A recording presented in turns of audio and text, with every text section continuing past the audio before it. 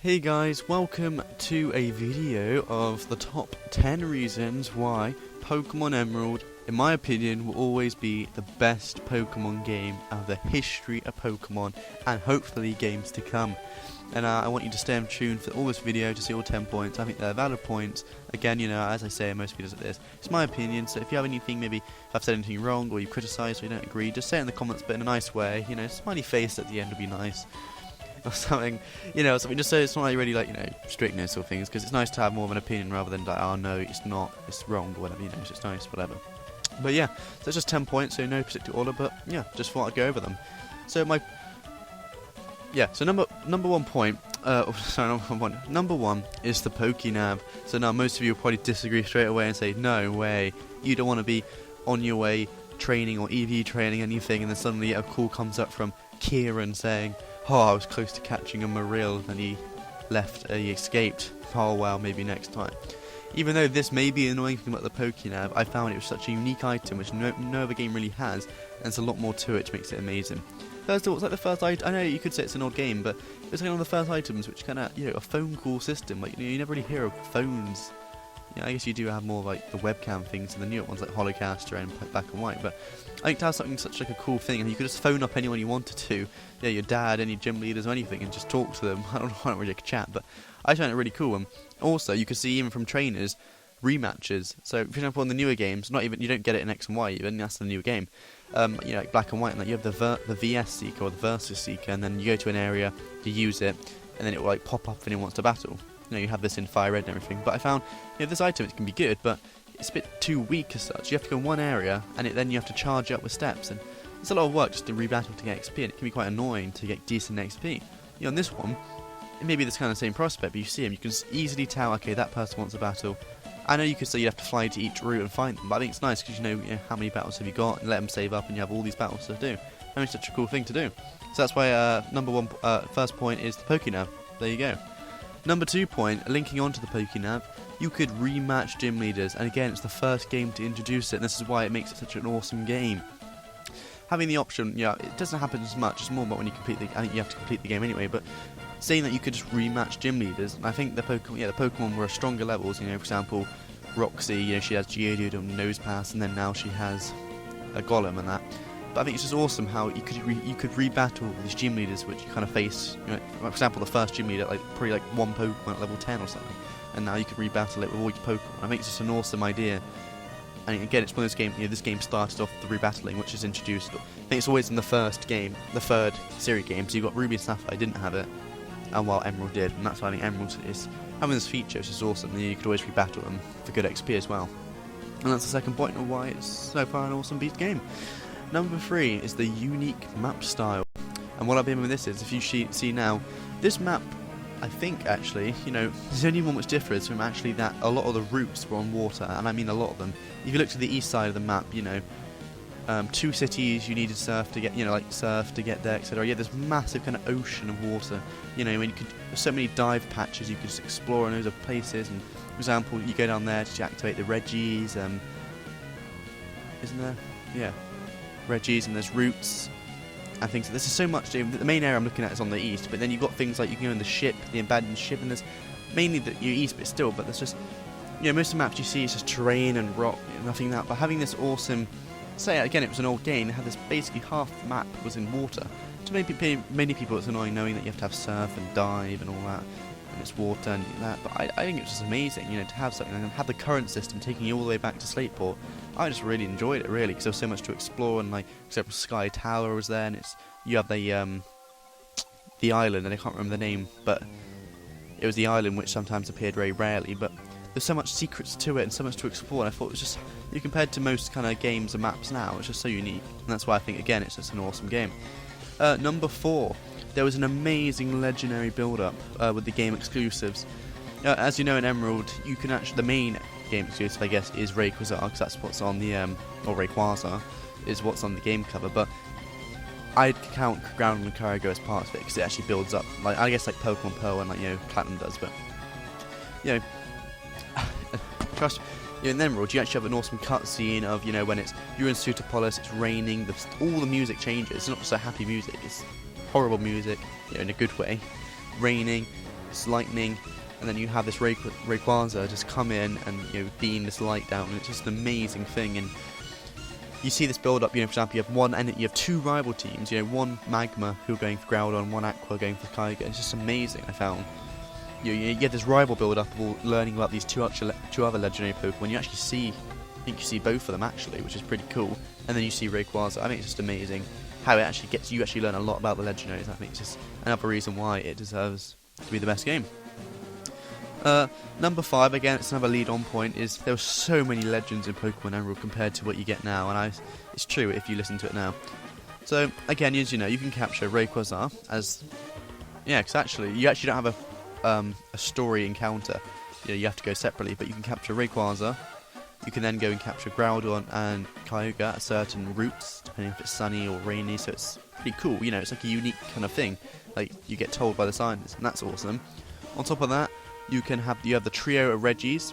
You have Reggie Rock, Ice and Steel, different locations. And also what's cool about this is it isn't just like, oh, you go to this area and capture it. I think you need to have a Relicanth and a Wailord or something, go down into a dive location and on this wall, and there's so much secrets to it, you wouldn't even realise you're doing that if you didn't look online, I think. And that was just awesome. And then on top of that, after you complete the game again, you get Latios or Latias. And that's 7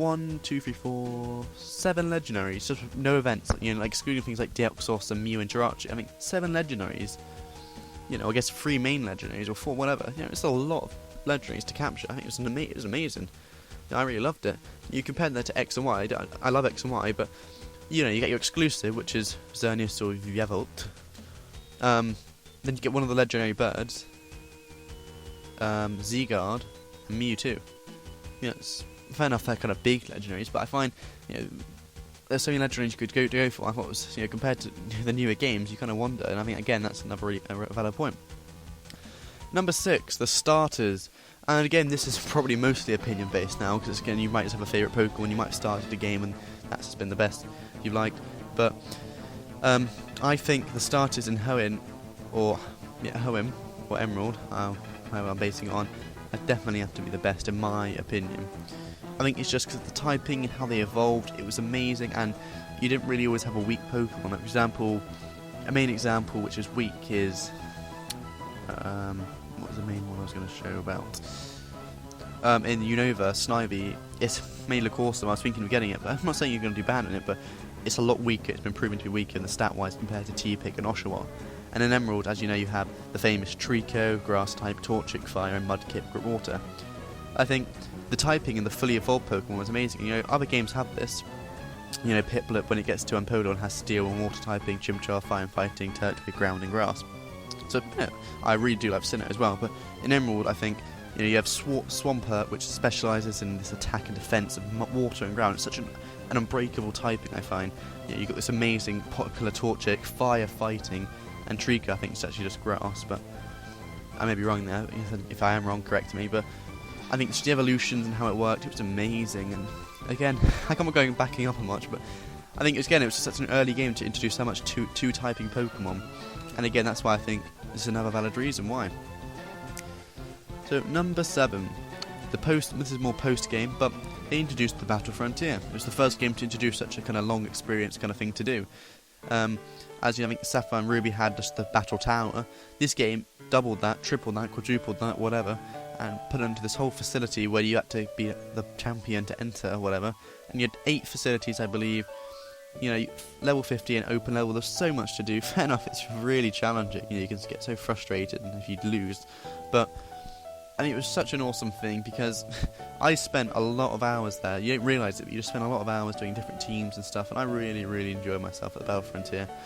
And I think it shows how popular it was, and that it was reintroduced into Pokemon Pearl on top of a lot more. But I think for such a young game to actually introduce something which was carried on, it really does show.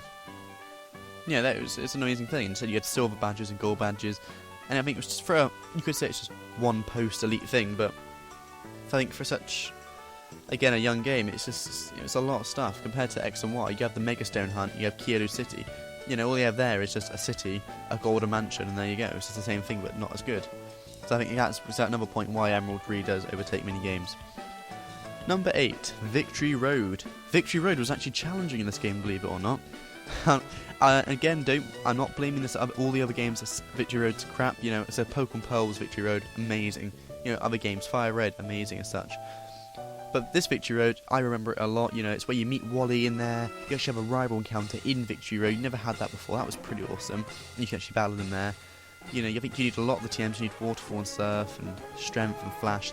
It annoys me because on these newer games you don't need anything. On this game you need so much different stuff to actually get through it. And it was annoying, but it was awesome and challenging. You hated it. And when you got through that and you heard that music, it was amazing.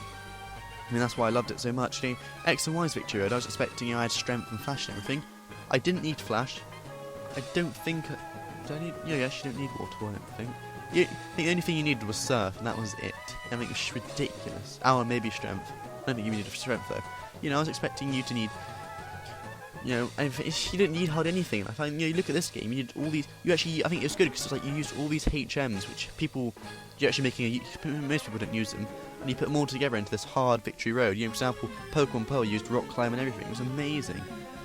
I think this is why Emerald's Victory Road was such an amazing thing compared to the more later games. And again, that's why it's an awesome game. But yeah, number 9, it's more for the ladies now. Beauty contests in Lily Cove City.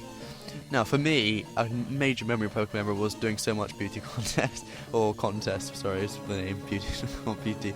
Yeah, like contest.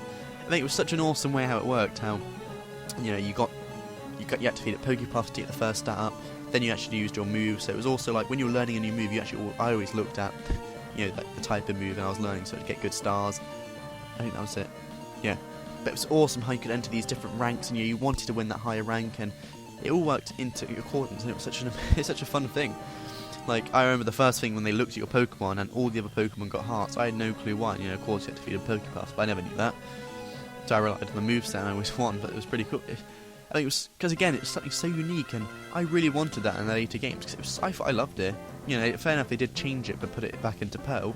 Again, they removed the whole aspect of a contest in X and Y, and I think in Black and White, and just why would they do that? Because for me, I really enjoyed it, and I think a lot of people enjoyed it as well. You know, the uniqueness to it again. And on top of that, you got the Lily Cove. Lily Cove was like the main city, you had the contest and the massive department store. So I mean, and those two kind of factors in point 9 again emphasise the reason. But anyway, number 10, the last point, a more little point, but I think it ties it to the close. Overall, KOing the other games, there were 2 champions, and I'm not lying, 2 champions. The kind of original in the Elite Four, you face is Wallace, as you know, which is a water type. Then also, but this is actually a secret champion, or I think Steven, and he's actually maybe the proper champion or the split or whatever, but Steven's actually another champion, he's recognised as one, and he's a steel type. And you find him in Meteor Falls, and he's got some pretty high level, like level 70 plus. And again, this is something awesome about it. You don't realise it, it doesn't even tell you anything about it. And you know, it's amazing. He's so strong. It's just such a fun thing to do. Something's extra, but it's really fun. And I think having the, I guess you could say it doesn't affect the storyline or anything, but I think it was just something extra to have. So they didn't have to even bother. But again, you know, you saw Steven being like a rock person, rock theorist or rock observer, whatever you want to say. You know, and you see him, he helps you throughout, and then you never know his secret. You always just think he's just a trainer, but you never realise he's a champion. So I think, again, having this awesome aspect of 2 champions in a game just make it amazing. But yeah, so there are my top 10 reasons, you know, or my 10 reasons I can think of at the moment of why I think Pokemon Emerald definitely deserves the number 1 Pokemon spot in history for being the best game, you know, because it introduced so many things which, fair enough, I guess you could say not used now, but so many different unique things which should be in these games. You know, so it offered a lot more than most games do now in terms of post-game, legendaries, you know, unique stuff like the map style, and I think all this tied together, really, it's such a, you know, it's the game I spent the longest on, because it wasn't the fact that, for example, in these Pokemon X and Y, I'm doing EV training and, you know, breeding for certain natures, and that's putting my game time up. I wasn't that then. I had no clue what the hell that was. Back then, all those 120 hours was just playing and enjoying it. But yeah, if you like the video, please like it. If you know, just to show me that you actually enjoyed the video, and if you're actually watching up to this point, you deserve a medal. Well done. But yeah, just comment what you thought and that. I want to get this video out there, and it'd be good if this type of video got a lot of views, because it means I could actually research a lot more and go into more depth and actually do these, because I like to, but at my kind of school period I can't really, you know, I'd only do it if I know it got good responses. But anyway, that's the end of the video. We're going to end it on a nice 15 minutes now. So again, subscribe if you're into this type of videos, and I'll see you guys next time. Bye.